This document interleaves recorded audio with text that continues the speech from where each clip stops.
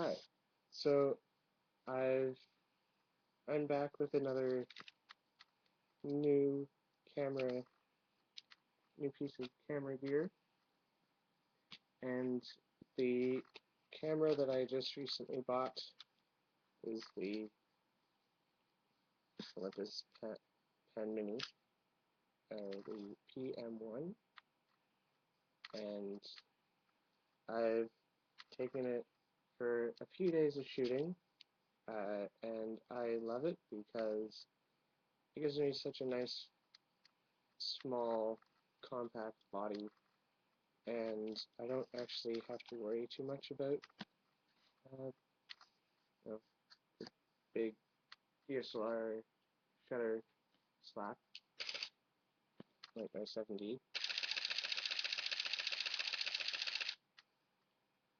Uh, I still shoot with my 7D. I've upgraded the firmware to the 2.0. Uh, it's I don't really notice a huge difference, but some of the features like the in-camera raw processing can be a bit of a, well, sometimes it's nice if I happen to see something that I really want printed and I don't have my computer, or I really don't feel like pulling up my laptop and booting it up and uploading everything. But I have, back to the PM1, uh, the little kit lens has been really nice to use. It's not overly bright, but that's okay.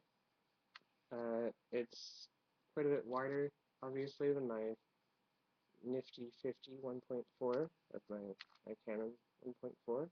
Um, I rather enjoy using this.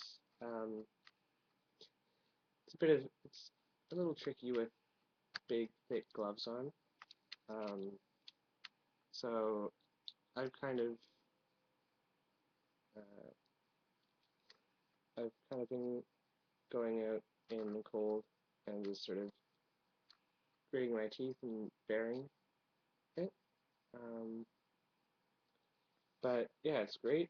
It's fast when it's focusing. I will say that uh, one of the things that it does have issues with focusing is in uh, sort of a low light landscape. Um, like sometimes it takes a couple tries for it to focus on what it's trying to do. Uh, and so I give it 3 tries to focus. And if not, I manually focus. It has the option to, uh, it doesn't have the buttons that I know of to uh, zoom to focus, but if you set the camera to manual focus, um, it will zoom for you. Now there is one teeny tiny issue with this, and that comes with the main reason why I bought the PM1. Uh, or one of the main reasons why I bought it is for, if you follow my videos, you'll know that I have a Leica M2, and I have bought an adapter so that I can take this and pop this on there, and voila, my Olympus uh, pen mini with my Leica lenses on it. So yeah, I can use my Leica lenses, and I must say they are a joy to use. I am not. I still like shooting film. I don't, since I don't have a dark room. it makes things a little bit, uh, it's a little bit uh, expensive since I don't have a darkroom. So with this, I get to give these wonderful old lenses, which includes my wonderful 90, which with the crop factor works out to be 180, and the 50 is 100. So, um, you know, my two Leica lenses are fully functional. Um, and obviously, I don't have the money to spend on an M, a digital M. If anybody from Leica is listening, send me a message with some info on how to get my hands on a free Leica M. Until that happens, I'm sticking with my pm1. And I must say, I love taking my time and focusing and making sure that things are, like I said, in focus. But uh, in manual focus, it does not zoom like it does with this one. So the way it works is in the menu, you can turn on the manual focus assist, and when you're manually focusing this lens, so oh, when you're manually focusing, the uh, it'll magnify it on the back of the screen. Um, it, however, it probably has something to do with it's a lack of contacts. I don't know. Maybe there's something that I'm not doing, but no worries. I still I still managed to manually focus my lens, and I must say, going out with this, although I think with my Leica lenses on it, my with this 50, it weighs about the same as this, believe it or not. But I love it. I love my. I still have my 7D. I don't know. Maybe I covered this in one of the last videos about it, but see, it's taking its beating. It's missing its dial. Uh, uh, eyepiece or uh, viewfinder uh, cover is kind of cracked. I don't know if you might not be able to see this, but my lens has a crack inside. So I suggest to buy a bag. Um, I realize that's a no-brainer, but I've recently gotten into the habit of just tossing this in my backpack along with other things. But anyways, back to the pm1. It is a great camera to use. One thing I will say about this, I had a 770 SW, and the menus have not improved. I mean, uh, I am not. It took me maybe a day to get used to the menu layout. Uh, for example, if you go into the custom menu, there's that little.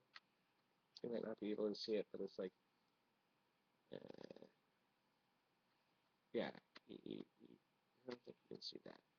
But there's um, there's like this little icon for, it's supposed to be the uh, um, focus lock beep. So yeah, it doesn't look like it doesn't actually say anything. It just has this little thing that looks like it could be a Wi-Fi icon. So essentially, it's supposed to turn that beep off, which I will now go and turn it off again. Yeah, there are a few things about the menu systems that I am not a fan of. Maybe that's, maybe I'm still trying to figure it out. I've only had it for uh, I have only had it for about a day and a half. Hopefully my Olympus does not look like this, um, because quite frankly, I don't think it can take that. But I would recommend that if you're looking into a mirrorless option, whether or not it's to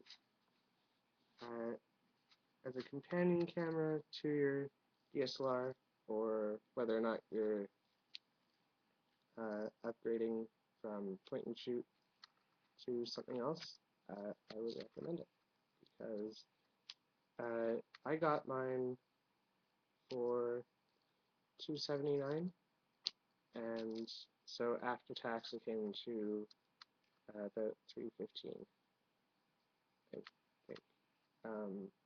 Maybe receipts like that way.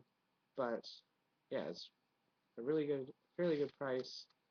I wasn't looking for anything too substantial. I didn't want to. I couldn't afford the EPL3 or the EP3. My ideal camera, obviously, would be an M9, but again, I still love the fact that I looked it up on, I sort of looked to see what people said about adapters, and I know there are more expensive adapters than this, so I picked it up for $50. I think it came to 56 after tax. At, well, for those of you who live in Canada, uh, at Henry's, I picked it up for, it's Cameron Leica M2 Micro Four Thirds, and yeah, it's so anyways, that's my latest edition. It does come with a little external flash because it doesn't have a built-in one. But I have been using the built-in, or the little external flash, and I've used worse. But yeah, it's, I think that this will be a nice addition to my lineup of camera equipment. I'm not going to go and get rid of my M2 because I will still enjoy doing shooting film, but at least now, in order to use these premium lenses, I don't need to, I don't necessarily need to stick with it. So I, oh, again, this is just showing off